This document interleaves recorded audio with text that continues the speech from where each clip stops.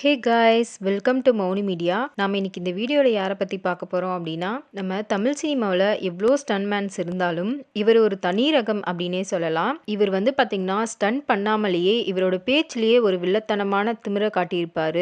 அது மாதிரி ஒரு சூப்பர் ஸ்டன்மேனான தீனா அவர்களை பற்றி தான் இன்னைக்கு இந்த வீடியோவில் பார்க்க போகிறோம். இவரோட பர்சனல் லைஃப் அப்படின்னு பார்த்தோன்னா, இவர் பார்த்திங்கன்னா பிறந்து வளர்ந்தது எல்லாமே காசிமேடு, சென்னையில் தான். இவர் பார்த்திங்கன்னா சினிமாவுக்கு வர்றதுக்கு முன்னாடி ஒரு சைன்போர்டு ஆர்டிஸ்டாக இருந்திருக்காரு அண்ட் ரயில்வேஸ்லயும் ஒர்க் பண்ணியிருக்காரு. அதுக்கப்புறமா தான் பார்த்தீங்கன்னா மூவிஸில் ஸ்டன்மேனாக ஒர்க் பண்ண ஸ்டார்ட் பண்ணியிருக்காரு. ஸோ இவருக்கு முதலாக சினிமாவில் நடிக்க வாய்ப்பு எப்படி கிடைக்குது அப்படின்னு பார்த்தீங்கன்னா, கௌதம் அப்படிங்கிற ஒருத்தர் தான் இதுக்கு காரணம் அப்படின்னு சொல்லிட்டு இவர் ஒரு ஸ்டேஜில் சொல்லியிருப்பாரு. கௌதம் அண்ணா பார்த்தீங்கன்னா எனக்கு இன்னொரு அம்மா மாதிரி அப்படிங்கிறத சொல்லியிருப்பாரு. அது மட்டும் இல்லாமல் நான் பார்த்தீங்கன்னா ஒரு களிமண் மாதிரி இருந்தேன், ஆனால் என்னை ஒரு சிலையாக செதுக்குனது எங்கள் அண்ணா தான் அப்படிங்கிறதையும் இவர் சொல்லியிருப்பாரு. ஸோ இது மாதிரி சில படங்களில் பார்த்தீங்கன்னா முகமே தெரியாமல் நடிச்சிட்டு இருந்த இவரை 2004 நம்ம கமல்ஹாசன் மற்றும் அபிராமி அவர்கள் நடிச்சு வெளியான விருமாண்டி அப்படிங்கிற படத்துல இவரை பார்த்தீங்கன்னா ஜெயில் வார்டனா அறிமுகப்படுத்தி இருப்பாங்க. அண்ட் இந்த படத்துல பார்த்தீங்கன்னா நான் ஜெயில் வார்டனா மக்களுக்கு தெரிகிறேன் அப்படின்னா அதுக்கு முக்கியமான காரணம் நம்ம கமல்ஹாசன் அவர்கள் தான், அதுக்கு நான் எப்பவுமே தேங்க்ஸ் சொல்லுவேன் அப்படின்னு சொல்லிட்டு இவர் ஷேர் பண்ணியிருக்காரு. அண்ட் அதுக்கப்புறமா பார்த்தீங்கன்னா 2006 நம்ம தனுஷ், சோனியா அகர்வால், ஸ்னேகா இவங்க நடிச்சு வெளியான புதுப்பேட்டை அப்படிங்கிற படத்துல இவர் பார்த்தீங்கன்னா அன்பு அப்படிங்கிறவரோட அடியாளா இருக்க மாதிரியான கேரக்டர்ல ஆக்ட் பண்ணியிருப்பாரு.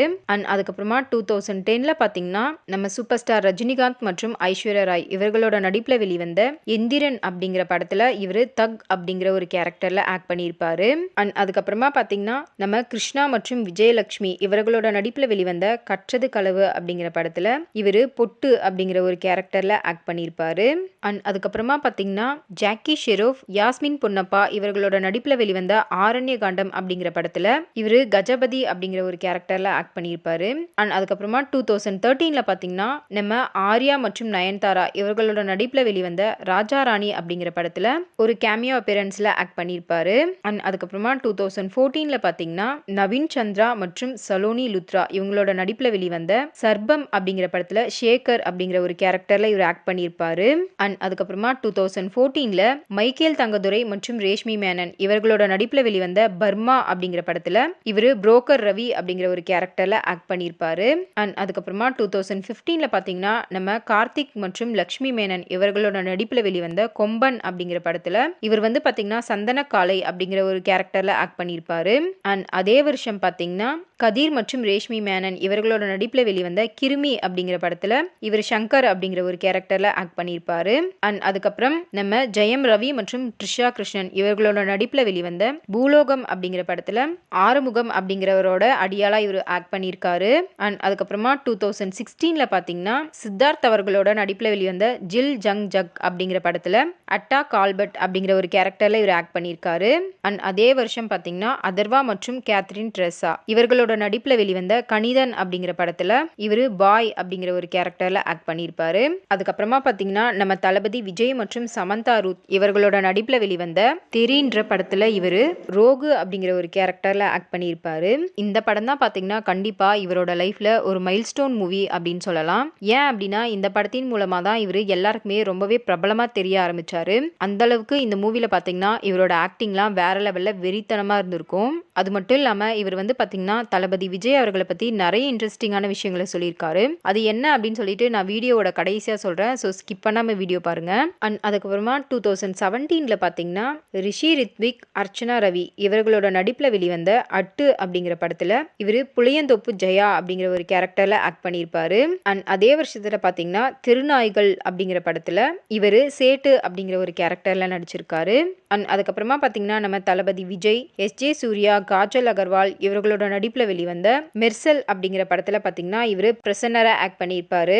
அண்ட் அதுக்கப்புறமா பார்த்தீங்கன்னா நம்ம சசிகுமார் மற்றும் மஹிமா நம்பியார் இவர்களோட நடிப்புல வெளிவந்த கொடிவீரன் அப்படிங்கிற படத்துல இவர் ஒரு போலீஸ் ஆஃபீஸரா ஆக்ட் பண்ணியிருப்பாரு. அண்ட் அதுக்கப்புறமா பார்த்தீங்கன்னா 2018 விக்ரம் பிரபு மற்றும் நிக்கிகல் ராணி இவர்களோட நடிப்புல வெளிவந்த பக்கா அப்படிங்கிற படத்துல இவர் பார்த்தீங்கன்னா சிங்கப்பூர் குரூமா ஒரு சின்ன கேரக்டர்ல ஆக்ட் பண்ணியிருப்பாரு. அண்ட் அதே வருஷத்துல பாத்தீங்கன்னா ராஜன் தேஜேஸ்வரன் அவர்களோட நடிப்புல வெளிவந்த செயல் அப்படிங்கிற படத்துல இவரு சேவா அப்படிங்கிற ஒரு கேரக்டர்ல ஆக்ட் பண்ணியிருப்பாரு. அண்ட் அதுக்கப்புறமா பாத்தீங்கன்னா நம்ம தனுஷ் மற்றும் ஐஸ்வர்யா ராய் அவர்களோட நடிப்புல வெளிவந்த வடசென்னை அப்படிங்கிற படத்துல ஜவா பழனி அப்படிங்கிற ஒரு கேரக்டர்ல இவர் ஆக்ட் பண்ணியிருப்பாரு. அண்ட் அதுக்கப்புறமா பாத்தீங்கன்னா விஜய் ஆண்டனி மற்றும் நிவேதா பெத்துராஜ் இவர்களோட நடிப்புல வெளிவந்த திமிரு பிடிச்சவன் அப்படிங்கிற படத்துல இவர் வந்து பாத்தீங்கன்னா மீசை பத்மா அப்படிங்கிற ஒரு கேரக்டர்ல ஆக்ட் பண்ணியிருப்பாரு. இந்த படத்துல பாத்தீங்கன்னா இவரோட ஆக்டிங் வேற லெவல்ல சூப்பரா இருந்திருக்கும். அந்த அளவுக்கு வெறித்தனமா ஆக்ட் பண்ணியிருப்பாரு. இந்த படத்துல வந்து பாத்தீங்கன்னா ஹீரோக்கு எந்த அளவுக்கு இம்பார்ட்டன்ஸ் கொடுத்திருக்காங்களோ அதே அளவுக்கு பாத்தீங்கன்னா இவருக்கும் இந்த படத்துல இம்பார்ட்டன்ஸ் கொடுத்து நடிக்க வச்சிருப்பாங்க.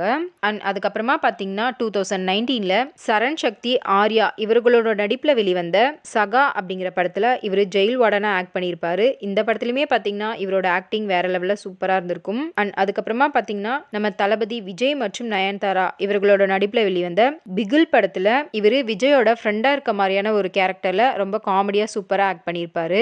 அண்ட் அதுக்கப்புறமா பாத்தீங்கன்னா திரும்பவும் நம்ம தளபதி விஜய் மற்றும் விஜய் சேதுபதி இவர்களோட நடிப்புல வெளிவந்த மாஸ்டர் அப்படிங்கிற படத்துல சிறார் சீர்திருத்த பள்ளியோட வார்டனா இருக்க மாதிரியான ஒரு கேரக்டர்ல சூப்பரா ஆக்ட் பண்ணியிருப்பாரு. அண்ட் அதுக்கப்புறமா 2021ல பாத்தீங்கன்னா நம்ம சிபி சத்யராஜ் மற்றும் நந்திதா ஸ்வேதா இவர்களோட நடிப்புல வெளிவந்த கபடதாரி அப்படிங்கிற படத்துல இவர் ஒரு மெக்கானிக்கா ஆக்ட் பண்ணியிருப்பாரு. அண்ட் அதே வருஷத்துல பாத்தீங்கன்னா நம்ம சந்தானம் மற்றும் அதுல்யா சந்திரா இவர்களோட நடிப்புல வெளிவந்த குலுகுலு அப்படிங்கிற படத்துல இவர் ஒரு போலீஸ் இன்ஸ்பெக்டரா ஆக்ட் பண்ணியிருப்பாரு. அண்ட் அதுக்கப்புறமா 2023ல பாத்தீங்கன்னா நம்ம அட்டகத்தி தினேஷ் மற்றும் சஞ்சிதா ஷெட்டி இவர்களோட நடிப்புல வெளிவந்த பல்லு படாம பாத்துக்க அப்படிங்கிற படத்துல அபிஷேக் ராஜா அப்படிங்கிற ஒரு கேரக்டர்ல இவர் ஆக்ட் பண்ணியிருக்காரு. அண்ட் அதே வருஷத்துல பாத்தீங்கன்னா நம்ம ஆர்யா அர்ஜுனன் அவர்களோட நடிப்புல வெளிவந்த எல்லாம் மேல இருக்கவன் பாத்துப்பான் அப்படிங்கிற படத்துல இவரு ராஜாளி மற்றும் ஏலியன் அப்படின்னு சொல்லிட்டு 2 கேரக்டர்ல ஆக்ட் பண்ணியிருக்காரு. அண்ட் அதே வருஷத்துல பாத்தீங்கன்னா நம்ம சுனைனா அவர்களோட நடிப்புல வெளிவந்த ரெஜினா அப்படிங்கிற படத்துல இவரு ராபர் தீனா அப்படிங்கிற ஒரு கேரக்டர்ல ஆக்ட் பண்ணியிருக்காரு. அண்ட் அதே வருஷத்துல பாத்தீங்கன்னா நம்ம சந்தானம் அவர்களோட நடிப்புல வெளிவந்த டிடி ரிட்டர்ன்ஸ் படத்துல இவர் மதி அப்படிங்கிற ஒரு கேரக்டர்ல ஆக்ட் பண்ணியிருப்பாரு. இந்த படத்துல பாத்தீங்கன்னா கிங்ஸ்லியும் இவரும் சேர்ந்து வர சீன் எல்லாமே வேற லெவல்ல சூப்பர் காமெடியா இருக்கும். அண்ட் 2024ல பாத்தீங்கன்னா நம்ம வெற்றி மற்றும் அக்ஷயா இவர்களோட நடிப்புல வெளிவந்த பகலரியான் அப்படிங்கிற படத்துல இவர் வந்து கணபதி அப்படிங்கிற கேரக்டர்ல போலீஸா ஆக்ட் பண்ணியிருக்காரு. அண்ட் லாஸ்டா பாத்தீங்கன்னா நம்ம பிரபுதேவா மற்றும் மடோனா செபாஸ்டியன் இவர்களோட நடிப்புல வெளிவந்த ஜாலியோ ஜிம்கானா அப்படிங்கிற படத்துல இவர் பொட்டு பவானி அப்படிங்கிற ஒரு கேரக்டர்ல ஆக்ட் பண்ணியிருக்காரு. அண்ட் அது மட்டும் இல்லாம இவர் வந்து பாத்தீங்கன்னா சன் டிவில ஒளிபரப்பாகிட்டு இருக்க Top Cook Dupe Cook season 1ல கண்டஸ்டண்டா பார்ட்டிசிபேட் பண்ணியிருக்காரு. அண்ட் ஃபைனலா நம்ம தீனா அவர்கள் பாத்தீங்கன்னா படத்துல தான் இந்த மாதிரி வில்லனா நடிச்சிட்டு இருக்காரே தவிர ரியல் லைஃப்ல உண்மையாவே இவர் ஒரு ஹீரோ அப்படின்னு சொல்லலாம். இவர் வந்து பாத்தீங்கன்னா சினிமாவில் ஒரு டைரக்டர் ஆகணும் அப்படிங்கிற கனவோட இருக்க நிறைய பேருக்கு ஷார்ட் பிலிம்ஸ்ல இவர் ஃப்ரீயாவே நடிச்சு கொடுத்துட்டு இருக்காராம். அண்ட் அது மட்டும் இல்லாம சென்னையில மெயின் பிளேஸ்ல இருக்க பீச்ல எல்லாம் பாத்தீங்கன்னா கடலோரம் இருக்கிற குப்பைகள் எல்லாத்தையும் எடுக்கிறதுக்கு கார்ப்பரேட் கம்பெனில ஹெல்ப் பண்றதுக்கு நிறைய பேர் இருக்காங்களாம். ஆனா வடசென்னையில பாத்தீங்கன்னா அந்த மாதிரி எந்த ஒரு குரூப்புமே கிடையாதாம். சோ இவர் வந்து பாத்தீங்கன்னா வடசென்னையில பீச்சோர சேரக்கூடிய குப்பைகளை நீக்கி சுத்தம் பண்றதுக்காக ஒரு டீமை வந்து ஃபார்ம் பண்ணியிருக்காரு.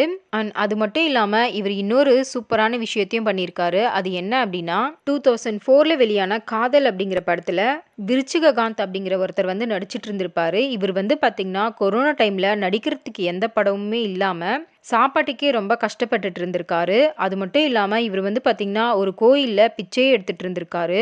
ஸோ தீனா அவர்கள் பாத்தீங்கன்னா தன் கூட இருந்த ஒரு 2 நண்பர்களோட சேர்ந்து இவருக்கு ஹெல்ப் பண்ணி கொடுத்திருக்காரு. அது மட்டும் இல்லாம இவர் வந்து பாத்தீங்கன்னா கொரோனா டைம்ல 250 குடும்பங்களுக்கு தேவையான சாப்பாடு கொடுத்திருக்காரு. அது மட்டும் இல்லாம சாப்பாட்டுக்கு தேவையான பொருட்களையும் நிறைய குடும்பங்களுக்கு கொடுத்து இவர் ஹெல்ப் பண்ணியிருக்காரு. அண்ட் லாஸ்டா பாத்தீங்கன்னா இவர் விஜயை பத்தி சில விஷயங்களை ஷேர் பண்ணியிருக்காரு அப்படிங்கறத நான் உங்ககிட்ட சொல்லியிருந்தேன். அது என்ன அப்படின்னா தளபதி விஜய் அவர்கள் தான் பாத்தீங்கன்னா இவருக்கு சினிமால இருக்க ஆக்டர்ஸ்லயே ரொம்ப பிடிச்ச ஆக்டரா. இவர் நடிச்ச நிறைய படங்கள்ல பாத்தீங்கன்னா சின்ன சின்ன ஆக்டர்ஸ் கூட அவர் வந்து பாத்தீங்கன்னா ஹீரோங்களுக்கு எதிராக பேசுற சின்ன சின்ன வசனங்களை கூட பேசக்கூடாது அப்படின்னு சொல்லி எடுக்க சொல்லுவாங்களாம். ஆனா விஜய் அவர்கள் பாத்தீங்கன்னா எந்த படத்துலயுமே அது மாதிரி பண்ணதே கிடையாதாம். எவ்வளோ மோசமான வசனங்களா இருந்தாலும் அதை வந்து பாத்தீங்கன்னா விஜய் அவர்கள் ரொம்ப நல்லா பண்றீங்க அப்படின்னு சொல்லி பாராட்டி இருக்காரே தவிர எனக்கு எதிராக பேசுற இந்த மாதிரி வசனங்களை எடுத்துருங்க அப்படின்னு சொல்லிட்டு இவர் ஒரு டைம் கூட சொன்னது கிடையாதாம். அது மட்டும் இல்லாம ஜிம்பாய்ஸா இருந்த 700 பேரை பாத்தீங்கன்னா இவரு பெப்சில ஜாயின் பண்ணி விட்டுருக்காரு. அதாவது தென்னிந்திய திரைப்பட ஊழியர் சம்மேளனம் அப்படிங்கிறது. ஸோ இதில் ஜாயின் பண்ணாங்கன்னா இவங்களுக்கு தேவையான ஊக்கத்தொகைகள் வந்து பார்த்திங்கன்னா அப்பப்போ கிடைக்கும். ஸோ இவங்களை எல்லாரையும் இவர் வந்து பார்த்திங்கன்னா ஜாயின் பண்ணி விட்டுருக்காரு. அண்ட் அது மட்டும் இல்லாம விஜய் வந்து பார்த்தீங்கன்னா, அவருக்கு கடல் போல விஷயங்கள் தெரிஞ்சிருந்தாலும், அவர் வந்து பார்த்தீங்கன்னா, கையளவு விஷயம் தெரிஞ்ச மாரி ரொம்பவே சாந்தமா புத்தர் மாரி தான் எப்பவுமே இருப்பாரு அப்படிங்கிறதே இவரு சொல்லியிருக்காரு. அது மட்டும் இல்லாம விஜய் அவர்கள் பார்த்தீங்கன்னா, ஒரு தங்கமான மனுஷன். அவர் நெறைய பேருக்கு நெறைய விஷயங்கள் செஞ்சுட்டு இருக்காரு. ஆனா அது பெருசா வெளியில எதுவும் தெரியறதில்ல அப்படிங்கிறதையும் இவரு ஷேர் பண்ணியிருக்காரு. ஸோ அவ்வளதாங்க. நம்ம தீனா அவர்கள் நடிச்ச எந்த படம் உங்களுக்கு ரொம்ப பிடிச்சிருக்கு அப்படின்னு சொல்லிட்டு கண்டிப்பா கமெண்ட் பண்ணுங்க. அண்ட் இந்த வீடியோ பிடிச்சிருந்தா லைக் பண்ணுங்க. இதே மாதிரி தகவல்கள தெரிஞ்சுக்க எங்க மௌனி மீடியாவ ஃபாலோ பண்ணுங்க. Thank you.